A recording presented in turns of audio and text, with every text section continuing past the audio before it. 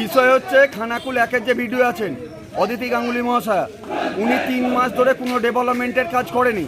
Already মুখ্যমন্ত্রী যে ঘোষণা করেছে যে সমস্ত বিষয় বিধায়কদের নজরে দিয়ে কাজ করার জন্যে, উনি আজকে তৃণমূলের দালালি করছেন।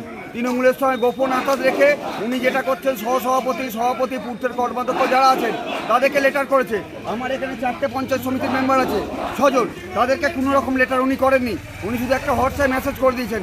তৃণমূলের দালালি করছে। মুর্শিদাবাদ থেকে এইসব দালালি খানাকুলের মানুষ মানবে না। খানাকুলের মানুষ উন্নয়ন চায়, সেই উন্নয়নে উনি বাধা দিচ্ছেন। এখন আপনারা কি চাইছেন? আমাদের কাজ হচ্ছে অতি দ্রুত সত্তর খানাকুলে উন্নয়নের কাজ করতে হবে।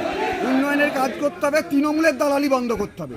যদি তৃণমূলের দালালি বন্ধ না করেন, আমরা আগের দিনও মহিলাদের প্রতি দুর্ব্যবহার করেছে, তার জন্য আমাদের মুভমেন্ট হয়েছে। আজকে আমরা মুভমেন্ট করছি, আগামী দিনে বৃহত্তর আন্দোলন হবে। এই অদিতি গাঙ্গুলি উনি দালালি করেন তৃণমূলে।